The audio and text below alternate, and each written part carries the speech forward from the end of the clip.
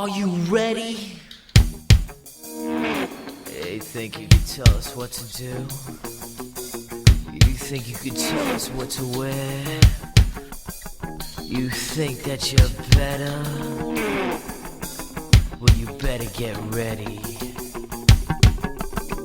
Bow to the masters. Break it down! Hi, welcome to an episode of Straight Lions Talk podcast, off-season edition. This is, if you guys haven't been with us before, what we do here is talk Detroit Lions football. Try to give you guys a weekly update on everything that happens Detroit Lions. And today is no exception to that.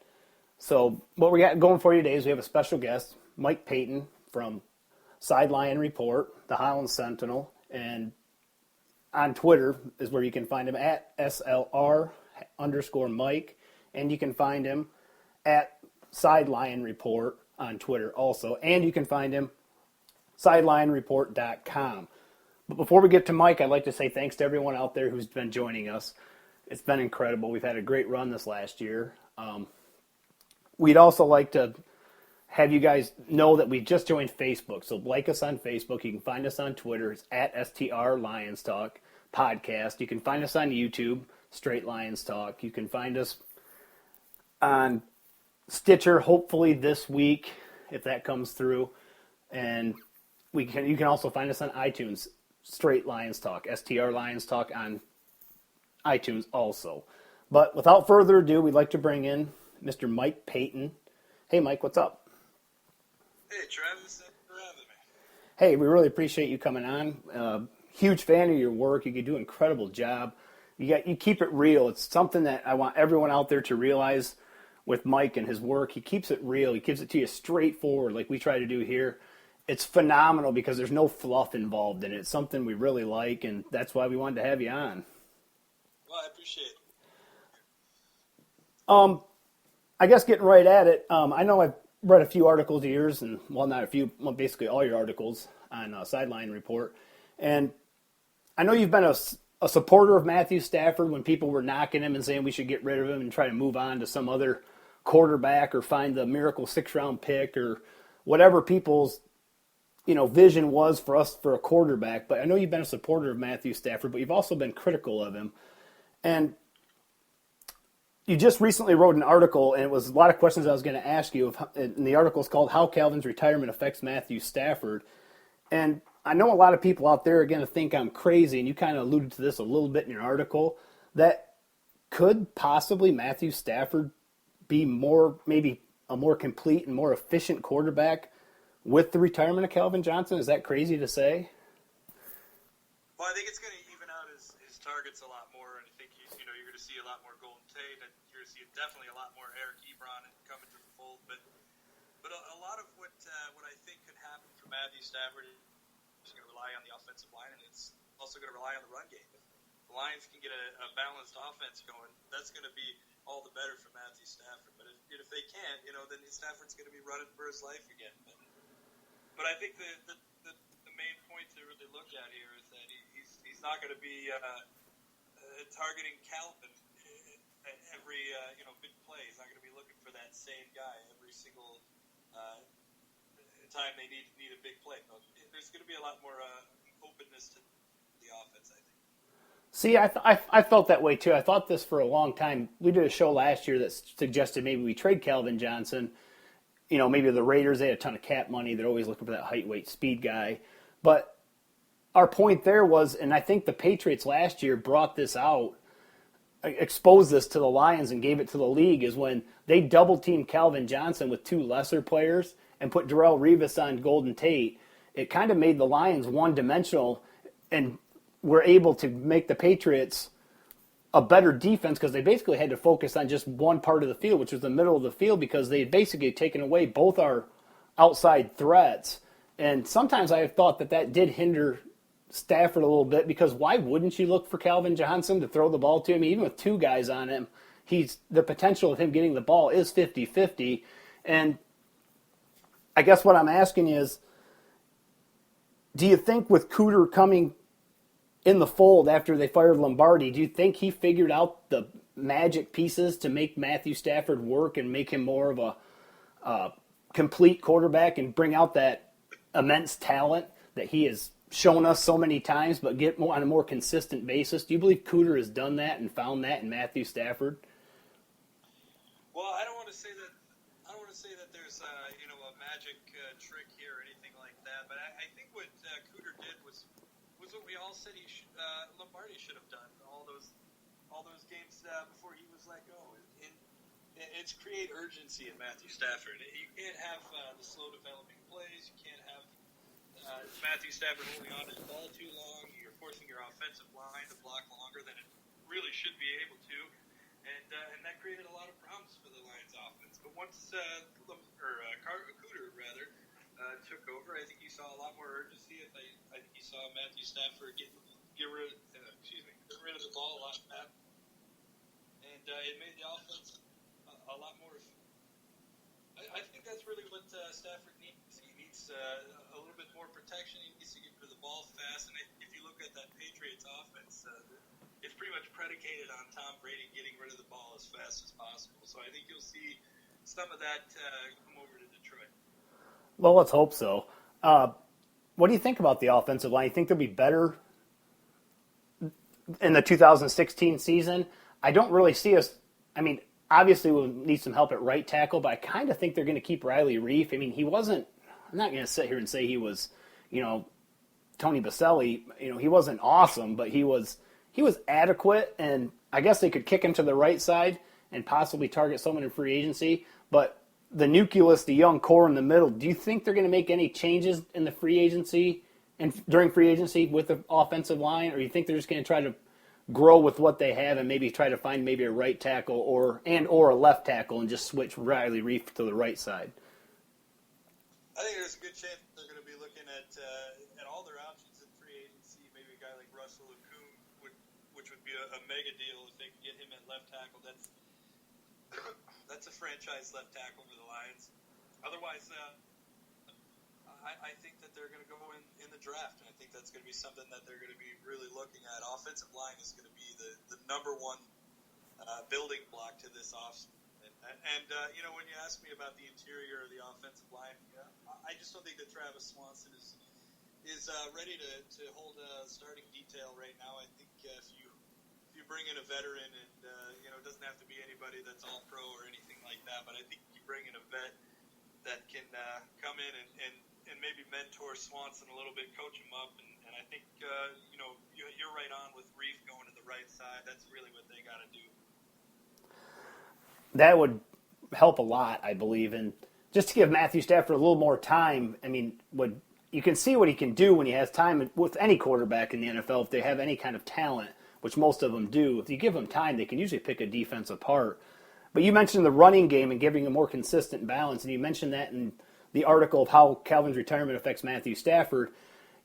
You mentioned more balance, something we haven't had in a long time, and it's true. Our running game has been just pathetic over the last basically 2 or 3 years. Even when Scott Linehan was there, the offense, the running game was a little bit better and a little bit more consistent. But under Lombardi and then under Cooter, while it was better under Cooter, it wasn't like it was real efficient.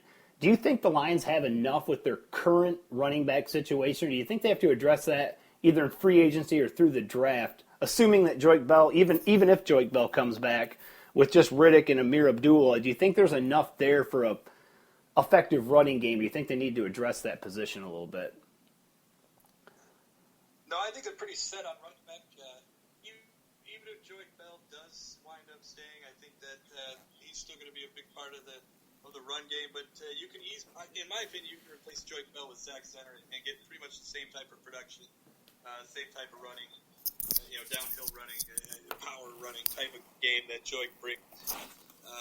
I think what you really need to do is fix up that offensive line. I mean, when you talk about the running game not being that great, it hasn't been. It's very retired. It hasn't ranked higher than 17th in the league. So it's really something that the Lions need to get going if they hope to make the playoffs next year. I mean, a balanced offense, it just cannot be understated how important it is. It really is something the Lions should be looking at. Well, let's hope they do, because you can see the effects the running game has for any offense within the NFL. I mean, that was kind of one of the feature points of the Panthers going into the Super Bowl, and you saw what happened when Denver was able to shut that down, how ineffective Cam Newton was in that game. Moving into free agency, with the Lions having so many notable free agents, especially on the defensive side of the ball, our defense potentially could look quite a bit different. I mean, basically the only holdovers we're going to have that are starters for the most part are going to be Ziggy on the defensive line, Levy, and then, well, Stephen Tulloch. But, I mean, if he stays, you just wrote an article that said he possibly, he would like him to stay and maybe extend him or rework his contract for another year. Darius Slay in the secondary with a head of bone gone. Basically our front seven could look a lot different going into the 2016 season. I guess, what players do you think the Lions should release going into free agency? Well, I think that, guys like Tahir Whitehead, I'd love for him to stay, but I think he's probably going to want to search the market after the way that Terrell Austin set him up this past year. He barely saw the field, or didn't see it as much as I think he maybe felt he should have. So I think you'll probably see him gone, and James Ahedebo, as you mentioned. Stephen Tulloch is really just kind of a wild card. But I think what the Lions are going to want to focus on is keeping the young guys, making sure they can extend Ezekiel Ansah, Darius Slay, get Issa Abdul-Quddus re-signed. Haloti Ngata is another guy I think that they're going to want to make sure that they keep. But Tyron Walker is a guy that I'm just not sure if he's going to be back or not. Not necessarily that he doesn't want to come back, but I think that the injury is really going to affect his ability to find work next year, and I think it might be the end of his career. What guy do you want gone off this defense or offense? Which guy on the Lions are you just hoping they kind of cut ties with? Last year, for me, it was someone like, Dominic Raiola. I was so happy when we got rid of Dominic Raiola last year. Yeah, well, for me, it's Brandon Pettigrew. You look at what Pettigrew brings to the offense, and it's nothing. I think he's got about 20 receptions in the past 2 or 3 years, and less than 400, 500 yards in that time as well. So I really think that he's just kind of a wasted space at this point. I know he can bring a lot of blocking to the equation, but it's gotten to the point in his career where even his blocking isn't really up to par. So I think that you let him go, and you find yourself another tight end that can come in and do some damage. Maybe in the draft or free agency, tight end really isn't too high on their priority list. Yeah, when we re-signed the Lions, that is, re-signed Brandon Pettigrew, I didn't get the deal. I didn't understand why we were paying him top 15 money to be our non-pass catching tight end. I never understood that. I didn't know that he had that demand on the market. But I guess to go back a little bit, you mentioned how Tahir Whitehead has maybe fallen out of love with Terrell Austin. But why did Terrell Austin fall out of love with Tahir Whitehead, considering in the 2014 season he started at middle linebacker, and I thought he did a dang good job under the circumstances when Tulloch was hurt and he came into a position he wasn't really familiar with. I thought he was extremely effective, and I expected huge things out of him this year. And I expected Terrell Austin to use him in a more dynamic role than what we used him in, maybe on a Terrell Suggs type of level, not to that extent, but maybe rushing the passer and, being more of an effective weapon on the defensive side of the ball, someone you'd have to account for. But I guess why did Terrell Austin kind of and him have a little bit of a tiff, if you would? Yeah, I really can't speak to that much. I think that the early rumors were that he was in the doghouse, or Austin was favoring Josh Bynes' play to his.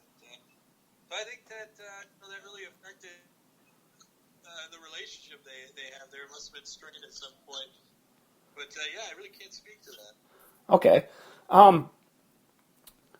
You wrote during the Super Bowl, which is a really cool article, about the players to watch and potential free agents that possibly could come to the Lions. And one of the guys you mentioned in the article was Kevin Love, the defensive tackle for the Panthers. Or, excuse me, not Kevin Love, Kyle Love, the defensive tackle for the Panthers. And he had played with the Patriots prior to coming to the Carolina Panthers. And he was actually in an article today that mentioned how the new strength coach was going to be implemented into the Lions system and some of the things he does differently compared to other strength coaches. And Kyle Love, raved about him, about what a great strength and conditioning coach he is. And I guess some of the other players you mentioned down there, for at least for Denver, Danny Trevathan, David Burton, the safety position we may have to address, and he's a thumper just like a head of bone, but he can actually cover somebody. Trevathan, a dimensional linebacker, kind of in the Tier Whitehead role, but maybe a little bit more effective and maybe a little bit more of a downhill player. And someone I really like and we really like here is Malik Jackson. Do you think there's any shot at any of these players for the Detroit Lions in the free agency market? I think if there's any players that they can get a real shot at, it's going to be Kyle Love or potentially even Brandon Marshall for the Broncos.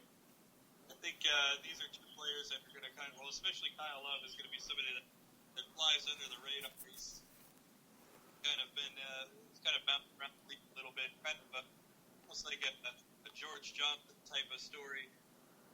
I think if you get Kyle Love in here, he's got a connection with the strength and coach. He's got a connection with Bob Quinn. And he can really bring a pass rushing type of style that Tyron Walker is hopefully going to bring at last. I think Kyle Love is the guy he can get. He can definitely get on the cheap. And if you can score Brandon Marshall, that's going to be a huge move for the Lions. And unfortunately, I think that Denver is going to be all over wanting to keep Malik Jackson and David Payton. Yeah, more than likely. There's actually, you mentioned Marshall, and then the next day on Cannell and Rosillo's show, they actually had Marshall on there. He was a practice squad player that Peyton Manning actually went to bat for to get him off the practice squad. And I believe in your article, didn't you mention he's a restricted free agent? Yeah, he is a restricted free agent. I guess going into free agency, not just sticking with the two Super Bowl teams, Carolina and Denver, what are the top free agents you would like to see the Lions target going into free agency? And I guess what guys would you like to potentially, of our free agents, would you like us to bring back too also? Well, I brought up, Abdul earlier. Yep. He's somebody that should be a top priority for the Lions. He's the kind of guy that can fill right in at safety without having to, go out and spend top money.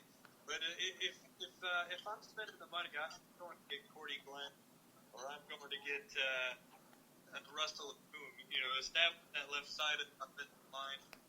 And that's really going to change the way the offensive line runs. So I think you definitely go get yourself one of the top left tackles. Yeah, that'd be something to go after. Do you believe the Lions are going to bring back Haloti Ngata? It's someone I don't really want them to bring back. Do you believe they're going to bring him back? And do you think Quinn would be so naive as to maybe pull a Millen and try to sign him for huge money, or do you think he's probably going back to Baltimore? Well, at one point in time, I thought I was pretty sure that he was going to go back to Baltimore, but at this point, I think his best bet to make significant money in Detroit. But now, when I say that, I don't think he's going to get big time Haloti Ngata money. I think he's going to be paid, like upper tier.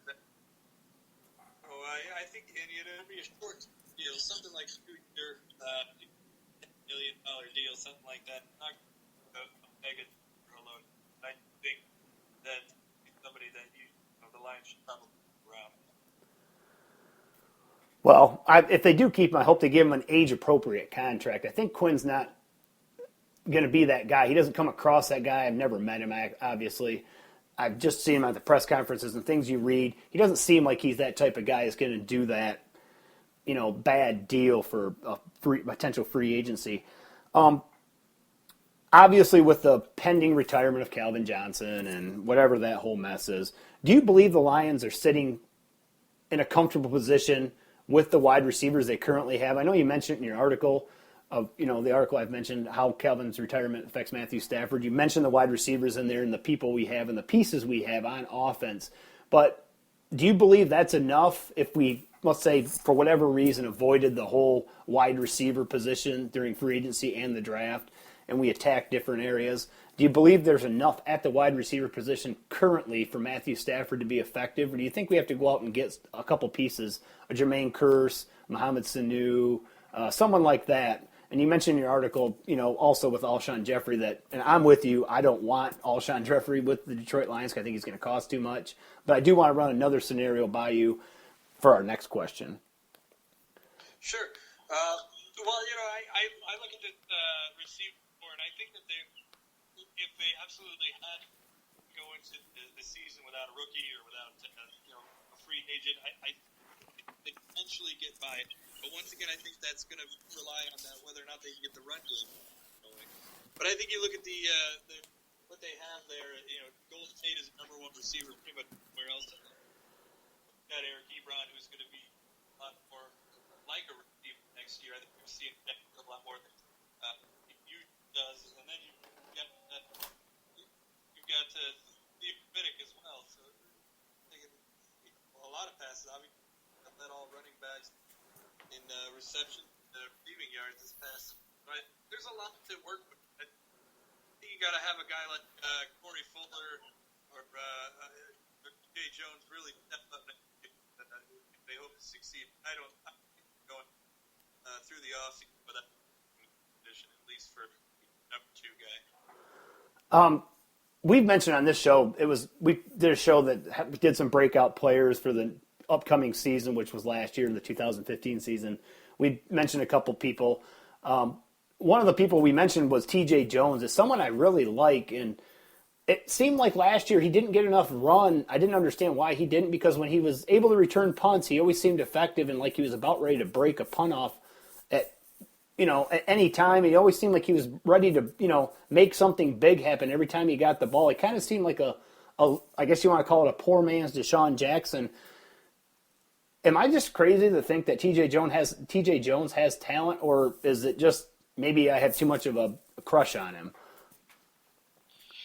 No, I think there's a level of talent there, but I think you got to look at T.J. Jones, who he was essentially a rookie last year. He missed his entire first year in the NFL, so I think that basically he was kind of learning the pro game last year. And, I don't think that he could be stand out in the future, but I think that you could definitely production for him. Yeah, someone really like here. It always seemed like last year he caught the ball. He always seemed like he caught the ball in space. He always seemed to find the hole in the zone. If it was man, he ran away from it. He seemed like he was very effective, and I just didn't understand why he didn't get more run. But I guess I was sitting around with a bunch of buddies, and we were sitting there talking, throwing out ideas, playing amateur GM.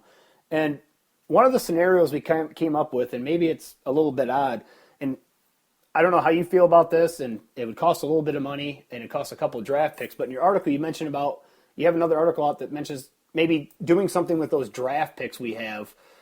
And we potentially could have 3 fifth-round draft picks in the 5th round. So I guess what my question is to you, a player that didn't look real happy in the Super Bowl was Demaryius Thomas. Would you possibly package a couple 5th-round picks to try to go get maybe a Demaryius Thomas from Denver? Now, Denver's a team that's strapped cap-wise because they have to find a way to sign Von Miller, they have to keep Malik Jackson, and they have to keep Brock Osweiler, along with a few other players, and they're already pretty much up against the cap as it stands. So do you think that would actually be a possibility? Demaryius Thomas is due about $14 million, and I guess if it would be or wouldn't be a possibility, is that a move you may like as a Lions fan? Well, believe me, if that move happened, I would jump for joy. I'd kiss my wife and be the happiest. But I don't see that as a possibility. I think you look at Darius's contract. I don't have the number right in front of me, but it averages about $14 million a year. Yeah, he's if I'm not mistaken, will be the highest paid receiver once Calvin Johnson retires. It's quite a move, and I don't think that's something that Denver's going to want to do as well. To deal him away because they're going to be paying dead money. Right. For debate to play somewhere else. So, it would be a lovely thing to happen, but Yeah, we're just throwing ideas out because it seemed like he was such a non-factor in the playoffs, and basically the last month of the season, he didn't seem to do anything, and you could almost see his disappointment. Like, he didn't even want to be on the field during the Super Bowl. A couple passes were thrown his way, and he just, I don't know, kind of gave that what Golden Tate did earlier in the year with the Lions this last year when he wasn't really given a full effort. It just kind of seemed that way. We were just throwing out ideas and maybe try to spark the hopes and make rumors start with Lions fans around the way. Because I'm on your stage also. I don't believe the Lions, it would be in their best interest to go out and try to find a Calvin Johnson or conduct this huge search to find a guy like that, because you're not going to. I mean, Barry Sanders retired a number of years ago, and I would have thought by now a player would have came along that somewhat resembles Barry with some of the shake he had and some of the, running ability he had, and there really hasn't been. The closest person they've tried to compare him to is LaShawn McCoy, and I don't think it's even an equal comparison. So I'm on your boat. I don't believe that the Detroit Lions should spend any amount of time trying to find a wide receiver that has Calvin's measurables and everything like that. Like you mentioned, Alshon Jeffrey in your articles. I think that would be a huge mistake for the Lions, even in the draft, to try to get the 6'5", 6'6" guy, red zone threat, because I kind of think the league is going to a smaller receiver that's a good route runner, just like Golden Tate, Antonio Browns. Guys like that seem to be more effective in this new age of offense in the NFL. Yeah, I think you're seeing the NFL get a little bit smaller, and to your point, Barry Sanders, Calvin Johnson. I mean, when people say one of a kind, the true statement, there really is no replacing it. Go out and try to spend millions of dollars and try to gain that success. You're going to fail almost every single time. So you get a guy like Jermaine Kearse or maybe Jermaine Kearse, Ruben, something like that. You get two low-level free agent wide receiver backup. I think the Lions will be just fine. I believe they will be too. That's kind of the direction I hope they go also. What do you think of the moves new GM Bob Quinn has made so far with the Detroit Lions? A lot of them haven't been on the field so much, but the front office moves he's made, he's really cleaned out the clutter within the front office. What's your first initial impressions of Bob Quinn at this short stage he's had being the Detroit Lions GM for about the last month? Well, so far I got to say I'm pretty impressed with doing. He's come in and he hasn't shied away from pages. He's let a lot of people go that were tied to Mayhew and Millen and some, even before that. And what he's really trying to do is kind of reinforce the scout department with the coaches and working together with the front office like never before. And it's pretty exciting to think about. When you go into the draft, there's going to be quite a plan and everybody's going to be working together for the first time, and that's something that hasn't happened in a while. I've been really excited when it started off. I'm sure, I don't know what your feelings were personally about the Lions retaining Jim Caldwell. At first, I thought, you got to be kidding me. We have a lame duck GM. I kind of thought in my head he was told by Martha Ford, you will be keeping Jim Caldwell. But then you start reading the reports and things come out that he actually took like a scout's approach to a lot of these moves he's made within the Lions organization. He just didn't come in, day 2 and start just cleaning house. And I really like the moves Quinn has made in the respect that they're not really moves that are going to affect any of the players or any of the production on the field. It doesn't really disrupt the on-the-field product as much by keeping Caldwell. So I guess I kind of see a method to the madness. And I guess my question to you is, if the front office would have been a little bit more intact, up to date, in tune, and in the 20th century on ideas and not have so many relics in the closet, do you think Quinn would have fired Caldwell? But maybe he didn't, just because of the monumental task he saw when he stepped into the front office and thought, wow, I have to revamp the scouting staff. I have to revamp, my assistant GM. I need to do everything, just gut the whole front office. And he maybe thought it was going to be too much of a disruption for everybody in the organization just to start firing everybody, and basically he's the only one left. Well, I think when Quinn came in, I think he showed early that he had a plan in place, and my early assumptions were that he would put Caldwell, and that probably was for the best. I think what Quinn looks at with Caldwell, what a lot of people should look at is the fact that this team started out 1-7. All was lost on the trip back from London. But somehow this guy was able to get this team to buy back into culture and get belief again that they could make it happen. They were a win or two away from going to the playoffs. So Very true. I think you look at continuity, look at the players, they believe in Caldwell, they love Caldwell, and when you have something like that, the players are willing to do whatever they can do to make the coach happy. I believe so too, and I kind of thought the nail in Caldwell's coffin was going to be obviously the Green Bay game when he didn't think Aaron Rodgers could throw the ball 50, 60 yards, and also the Rams game, which was such a disappointment after the Hail Mary game because that was a team we could have got. I think that loss bothered me the most, but I do believe I am with you. After I kind of really sat and thought about it, keeping Caldwell probably was the best solution to the problem. And I think they see Caldwell and Quinn, that is, see building an organization the same way. But the only thing that bothered me is I don't think they see scheme-wise how to run, what they wanted the product to look like on the field.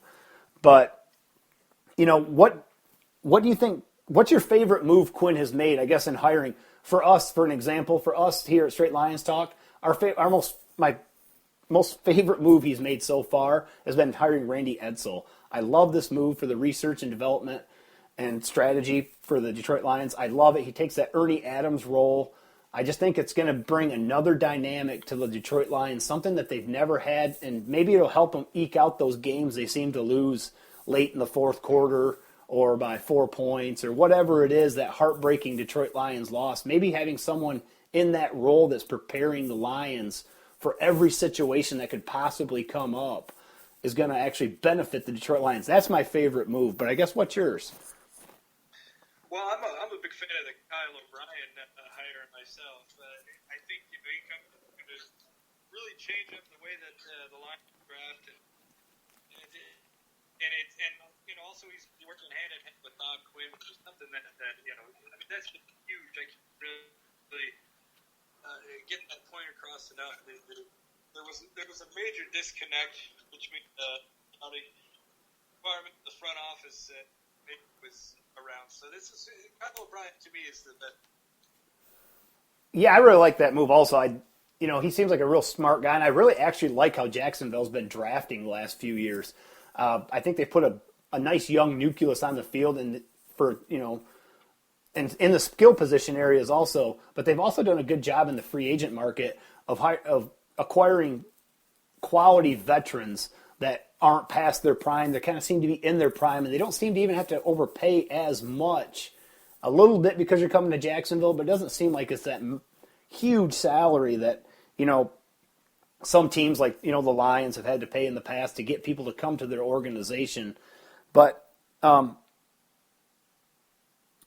you think Quinn is going to hold everyone just a little more accountable than the previous regimes? I mean, an example of this is last week, the Patriots fired their offensive line coach for the debacle, which was the AFC Championship game, where Denver just had free run it. Tom Brady didn't change up snap counts. But I guess the thing that shocked me the most is that offensive line was like 3 rookies, 2 of which one was drafted, 2 of them were undrafted free agents, and their left tackle was a journeyman veteran that really wasn't all that great, and he wasn't even supposed to be playing offensive tackle or left tackle for the Patriots.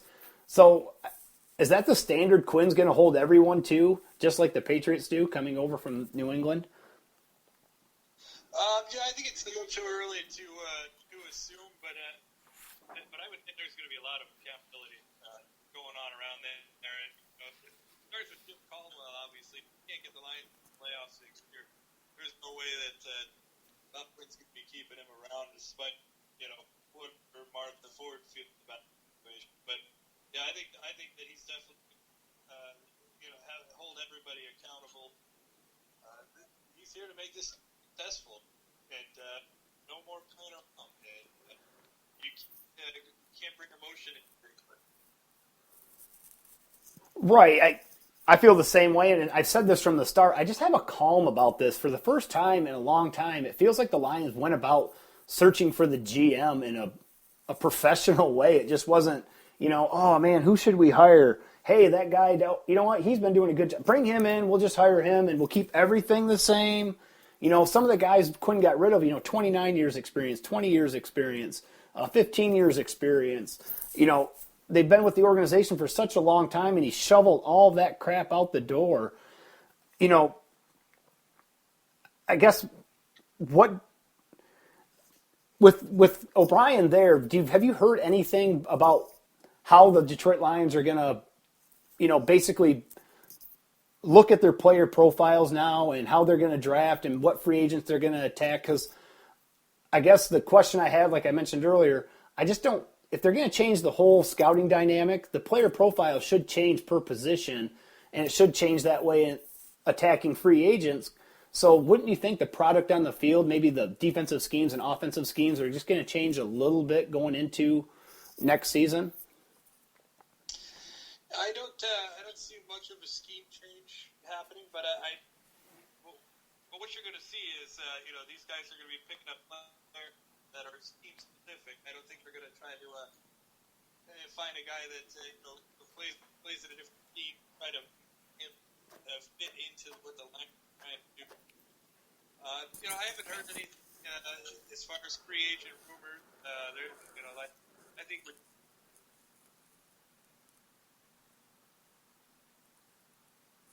can expect for this.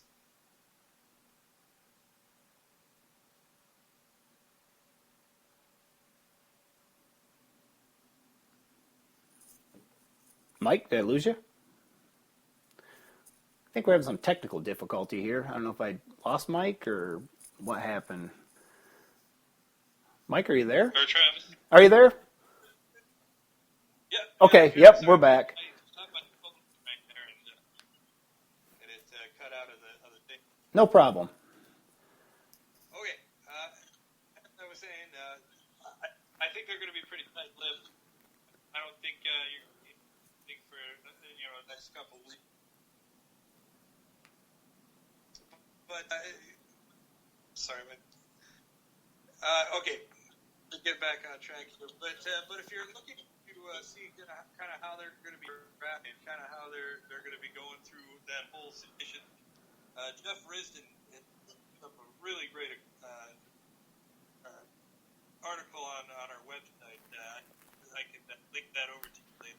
I read it about how tight-lipped everything is within the organization, some of the information he had been getting prior, and he basically knew what the team was going to do all the time, and now that information is, in a vault, so to speak, Seinfeld style.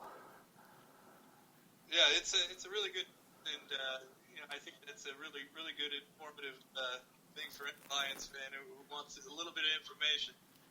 Yeah, Jeff does a great job. I really like reading a lot of his stuff. I like listening to him on the radio. A lot of people think this is a wasted year for the Lions. I just don't get that with Bob Quinn. I don't think he's going to be waste-a-year guy, because if you go back and look at the Patriots, they have rebuilt that team while staying competitive. And I know they have Tom Brady and some of the pieces they've kept around Tom Brady, whether it was Vince Wilfork or some of the key cogs to that machine at the time. And they obviously have Belichick, but I just don't see Quinn being a waste-a-year guy. Do you? No, not at all. I think this is definitely not going to be looked at as a rebuilding season for anybody in the front office. They're looking to succeed right now. And I think if you put the right players in play, they can definitely.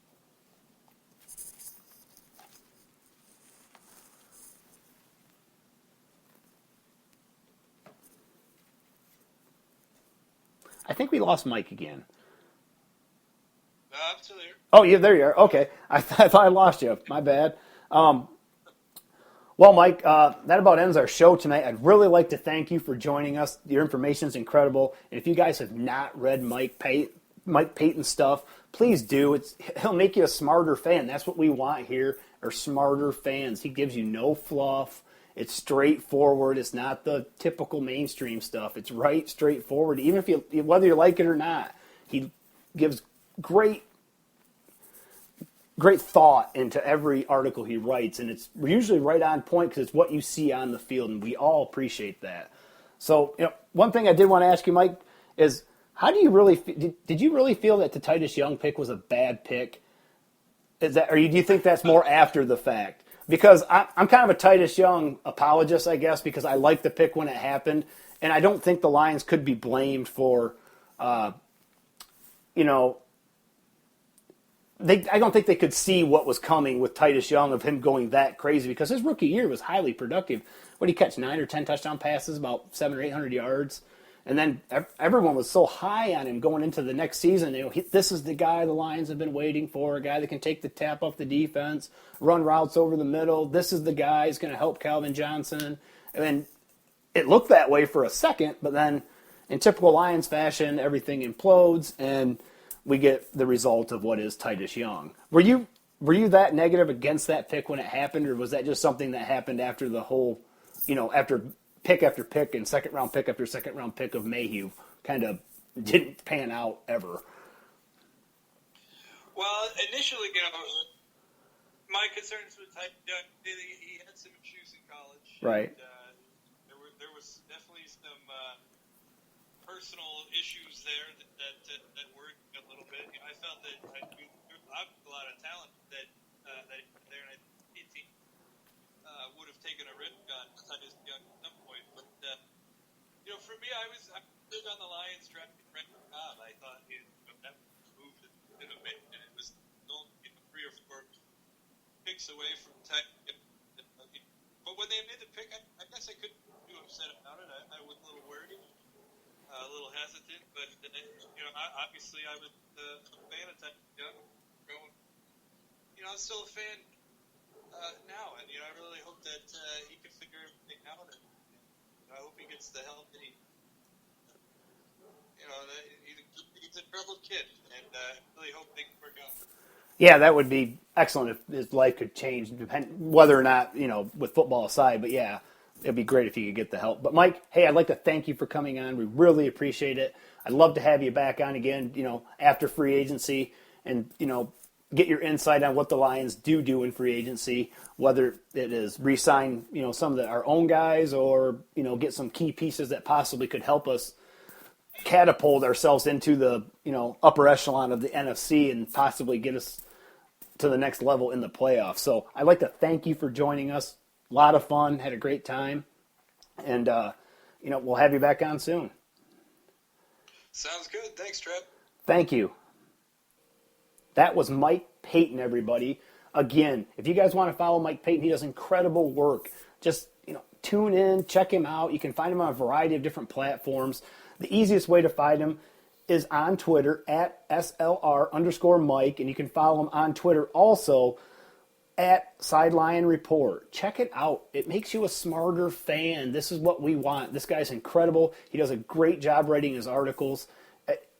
It's phenomenal information. He gives you a straightforward, realistic view of what the Lions potentially could do and what the reality is of what they're going to do. He does a great job with this. Please, just check his work out. I'm not kidding you. You'll love it. Every time he writes an article, I read it. It's just a good information. It makes us a smarter fan. That's what we want here at Straight Lions Talk, smarter fans. And that starts by checking out Mike Payton. Please check him out. You won't be disappointed, I promise. A lot of great stuff. And plus, he's a huge wrestling fan. So if any of you out there are wrestling fans, check him out. But we'd like to thank you guys for another show. We'll be back next week. It'll probably just be us. We don't have any guests planned for right now, but you never know. That could change. But if you guys want to follow us, like I said, we're on Facebook now. So like us on Facebook. We really appreciate it. It's Straight Lions Talk. So it's spelled out Straight Lions Talk. It's not STR. It's Straight Lions Talk on Facebook. So like us on there. And also you can find us on Twitter at STR Lions Talk Podcast. You can find us on YouTube at STR Lions Talk. You can find us on Stitcher, hopefully, by the end of the week, if that all goes through. The iTunes thing, that's still pending. I don't know where the heck that's at. But, hey, check us out. There's a lot of different formats you can find us at. You can also find us on iTunes. Please, if you get on there, give us ratings. Whatever it is, whether you like the show, hate the show, whatever it is, please give us a rating. Send it out to your friends, to your family, Lions fans. Just do it, especially this show, because this has Mike Payton on it. Please send this show out. He was a great guest. I can't wait to have him back on. Smart dude. And it was a lot of fun. So, hey, we'll see you guys next time. And take it easy.